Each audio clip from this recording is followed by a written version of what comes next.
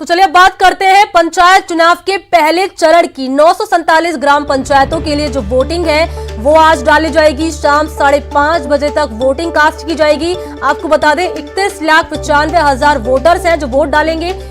गौर करने वाली बात यह है कि कोविड पेशेंट भी आज वोट कास्ट कर सकेंगे। आज ही चुनाव के नतीजे आएंगे, आज ही वोटिंग और आज ही रिजल्ट।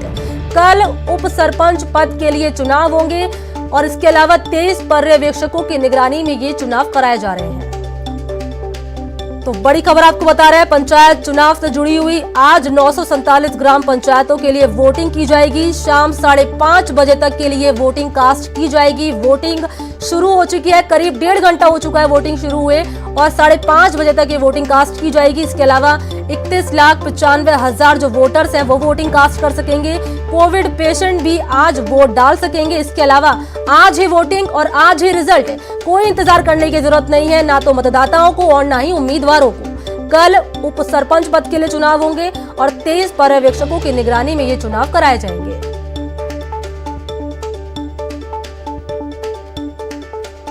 पंचायत चुनाव से जुड़ी एक अहम जानकारी आपको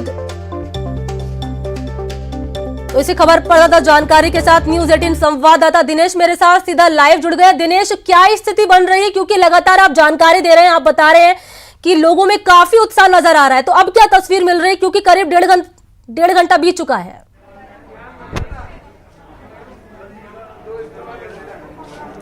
अब बिल्कुल देखिए, सही कहा आपने, उत्साह तो जबरदस्त है, लेकिन इस उत्साह में कहीं ना कहीं जो कोरोना गाइडलाइंस की पालना करवाने की बात कही गई थी राज्य निर्वाचन आयोग द्वारा, तो वो कहीं उसकी धज्जियां उड़ती हुई हम कह सकते हैं कि नजर आ रही है। एक मतदान केंद्र पर हम पहुंचे हैं, ये फागी जो ग्राम पंचायत है उसका मतदान केंद्र है। तस्वीरें आप जो है वो देख सकते हैं कि किस तरीके से लोग यहाँ पर सोशल डिस्टेंसिंग की धज्जियां उड़ा रहे हैं। कोई सोशल डिस्टेंसिंग यहाँ पर नजर नहीं आ रही है, जबकि कहा यह गया था कि गोले हर मतदान केंद्र पर बनाए जाएंगे और पालना जो है वो पूरी तरीके से करनी होगी। लेकिन यहाँ पर लोग जो है वो एक दूसरे से बिल्कुल सटकर खड़े हुए हैं, बिल्कुल कोई गैप यहाँ पर नजर नहीं आ रहा है। और ये इस तरह की अगर तस्वीरें नजर आ रही है तो कहीं ना कहीं कोरोना संक्रमण का खतरा बढ़ जाएगा। तो ये जो है वो हम कह सकते हैं कि एक गलत तस्वीर यहाँ से नजर आ रही है।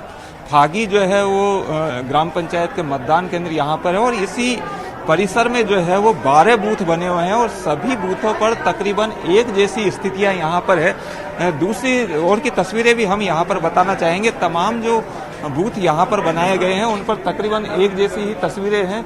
इधर भी एक जो है वो बूथ बना हुआ है, उस पर भी जो है वो इसी तरीके से सोशल डिस्टेंसिंग जो है वो नजर नहीं आ रही है। आप देख सकते हैं उधर जो है वो दूर तक जो है वो कहीं सोशल डिस्टेंसिंग नहीं है। इसके साथ ही ना केवल मतदान केंद्रों के अंदर बल्कि मतदान केंद्रों के बाहर भी इसी तरीके से सोशल डिस्टेंसिंग की धज्जियां यहाँ पर उड़ रही है। और कई लोग ऐसे भी हैं जो बिना मास्क के नजर आ रहे हैं। बाहर जो है वो जमावड़ा सा लगा हुआ है। अभी थोड़ी देर पहले ही यहाँ बड़ी संख्या में पुलिस जाब्ता यहाँ पर बुलाया गया था, उन्होंने लोगों को तीतर बितर किया। बड़ी संख्या में लोग यहाँ पर जो है वो जमा हो गए थे और आप देख सकते हैं मतदाता जो है वो आ रहे हैं ना। जो आवागमन जो हो रहा है मतदाताओं का उसमें भी कोई सोशल डिस्टेंसिंग नहीं है। इसके साथ ही जो कतारें अंदर जो लगवाई गई है उसमें भी किसी तरह की सोशल डिस्टेंसिंग नहीं है। तस्वीरें आप देखिए, किसी तरह की कोई रोकने टोकने वाला यहाँ पर नजर नहीं आ रहा जो इन्हें गाइड करे कि ये सोशल डिस्टेंसिंग जो है वो रखी जाए। तो पूरी तरीके से हम कह सकते हैं गलत तस्वीर। ये देखिए, आप इधर देखिए, यहाँ पर जो है वो तस्वीरें कोई रोकने टोकने वाला नहीं। जनता की लापरवाही दिनेश इसमें है, लेकिन कहीं ना कहीं प्रशासन की भी लापरवाही है, क्योंकि जिम्मेदारी तो प्रशासन की बनती है, उनके ऊपर ही जवाबदेही, उनको ही जवाबदेही देनी पड़ेगी ना कहीं ना कहीं। क्योंकि जब आप तस्वीरें दिखा रहे हैं यहाँ पर कि लोग लाइन में तो लग रहे हैं लेकिन सोशल डिस्टेंसिंग का नामो निशान नहीं है, तो प्रशासनिक अधिकारी क्या कर रहे हैं मौके पर? आपने बोला पुलिस बल तैनात है, तो क्या कर रहे हैं पुलिस बल?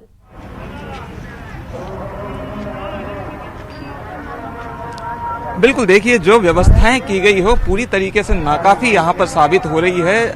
ये जिम्मेदारी बनती है प्रशासन की, वो सभी को रोके टोके और जो गाइडलाइंस। मैं चाहूंगी यहाँ पर आप किसी एक शख्स से बात करने की कोशिश करें जो ये बता सके कि उनमें उत्साह तो नजर आ रहा है, क्या उनमें डर नहीं है जरा भी कि आप वोट कास्ट करने तो आ रहे हैं, तो क्या आपको ये डर नहीं है कि अगर आपको कोरोना हो गया तो आपके साथ साथ आपके परिवार को भी इसका नुकसान झेलना पड़ेगा?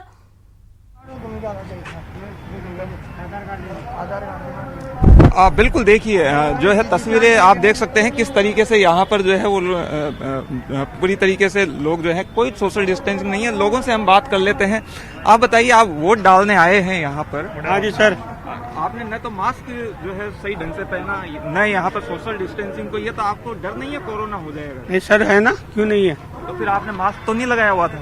और अभी जस्ट हटाया, क्या है, थोड़ा मुंह में कोई दिक्कत ही है। अरे यहाँ कतार में भी लोग कोई सोशल डिस्टेंसिंग कोई रोकने टोकने वाला नहीं है यहाँ पे? नहीं सर, बार बार में कह रहे हैं, पर अब ये लोग समझते नहीं है। इतना कहने के बाद में भी थोड़ा इनको सोचना चाहिए लोगों को भी। प्रशासन से ज्यादा तो आम लोगों की जिम्मेदारी है, हम लोग खुद समझे ये बात। तो नहीं, बिल्कुल सही है। अब ज्यादा से ज्यादा हमें ही समझना चाहिए। बिल्कुल देखिए, लोग ये कह रहे हैं समझना कि चाहिए, लेकिन समझदारी साफ तौर पर दिखाई नहीं दे रही। हाँ, उत्साह आप कह सकते हैं, उत्साह जोरों शोरों पर है, लंबी लंबी कतारें लगी हुई है। मेरे साथ जोधपुर से ललित सीधा जुड़े हुए हैं। ललित, वहां पर क्या तस्वीर नजर आ रही है? अभी कितना उत्साह नजर आ रहा है लोगों में?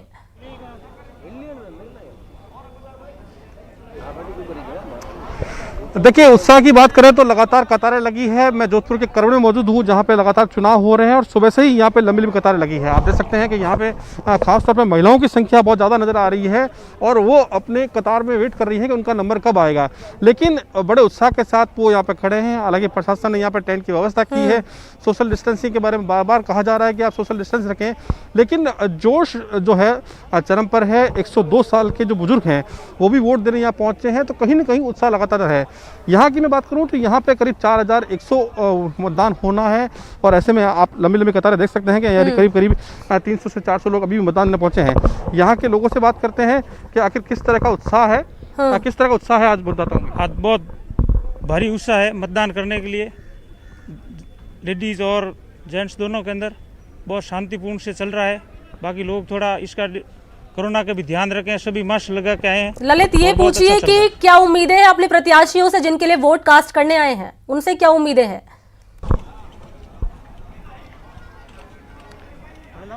अच्छा, एक बात बताइए, क्या उम्मीद है जिसको जो चुनाव में खड़े हैं उनसे क्या उम्मीदें हैं आपको?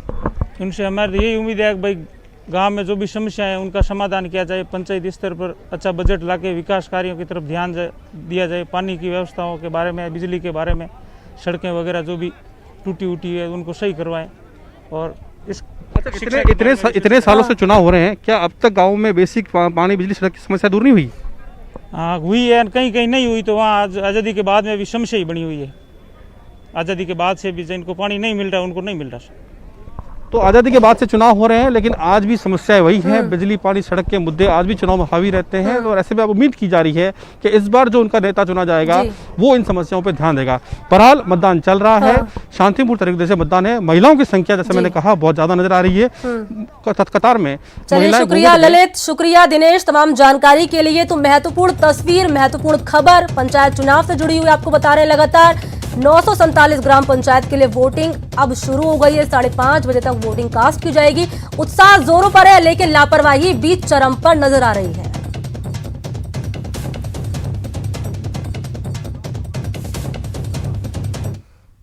चलिए बात करते हैं डूंगरपुर उदयपुर उपद्रव पर। एक बड़ी अपडेट की। NH8 पर हालात सामान्य होने लगे हैं। सुरक्षा बल हाईवे पर तैनात है। RAF की 2 और RAC की 6 कंपनियां तैनात कर दी गई है। इसके अलावा 24 लोगों के खिलाफ केस दर्ज कर लिया गया है और अब तक 34 लोगों की गिरफ्तारी हो चुकी है। तो बड़ी अपडेट आपको लगातार बता रहा है न्यूज 18 राजस्थान इस पूरे मामले से जुड़ी हुई कि पहले जो स्थिति थी और अब जो स्थिति है, लगातार आपको जानकारी दे रहे हैं कि अब यहाँ पर हालात सामान्य होने लगे हैं। सुरक्षा बल पर यहाँ पर जो हाईवे पर सुरक्षा बल है वो तैनात है। चप्पे चप्पे पर निगरानी रखी जा रही है। RAF की 2 और RAC की 6 कंपनियां मौके पर तैनात कर दी गई है ताकि स्थिति अगर बेकाबू हो तो उसको कंट्रोल में किया जा सके। तो डूंगरपुर उदयपुर उपद्रव पर बड़ी अपडेट। तो खबर पर ज्यादा जानकारी के साथ न्यूज 18 संवाददाता कपिल मेरे साथ फोन लाइन पर जुड़ गए। कपिल, अब क्या अहम अपडेट है पूरे मामले से जुड़ी हुई, क्योंकि आपने पहले तो बताया था कि हालात सामान्य होने लगे हैं, तो शुरुआत हो चुकी है उसकी?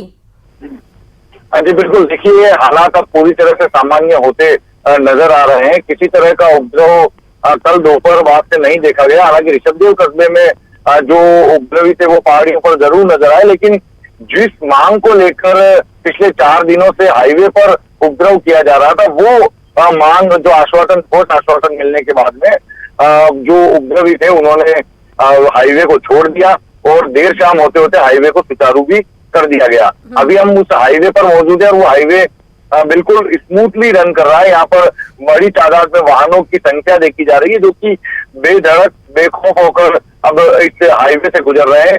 4 दिनों तक यहाँ पर खौफ का मंजर था, लेकिन अब पूरी तरह से शांति नजर आ रही है, जो कि एक अच्छी खबर है। जी चले राहत की खबर यहाँ पर।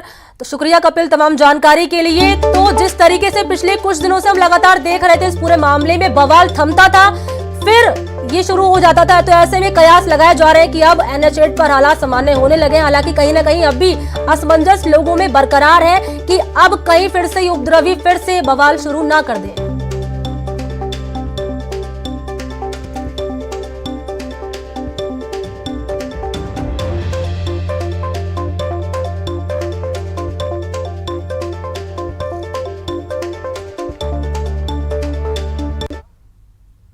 चले बढ़ते आगे। आपको बता दें 3 केंद्रीय कृषि विधेयकों का विरोध है। सीएम गहलोत इस पूरे मामले पर आज राज्यपाल को ज्ञापन देंगे। पीसीसी चीफ गोविंद सिंह डोटासरा भी उनके साथ मौजूद रहेंगे। टाइमिंग है 12:30 बजे। 12:30 बजे राजभवन जाकर सीएम अशोक गहलोत और डोटासरा राज्यपाल को ज्ञापन देंगे। धारा 144 के चलते पैदल मार्च स्थगित कर दिया गया है कांग्रेस का। तो अब केवल सीएम और पीसीसी चीफ ही राज्यपाल से मिलकर ज्ञापन देंगे। पहले 5 नेताओं के प्रतिनिधि मंडल के साथ राज्यपाल को ज्ञापन देना जाना था, लेकिन राज्यपाल ने केवल सीएम और पीसीसी चीफ को ही आने की अनुमति दी है। तो बड़ी खबर आपको बता रहे हैं किस तरीके से यहाँ पर कांग्रेस जो है अब कृषि विधेयकों के खिलाफ आज राज्यपाल को ज्ञापन देगी।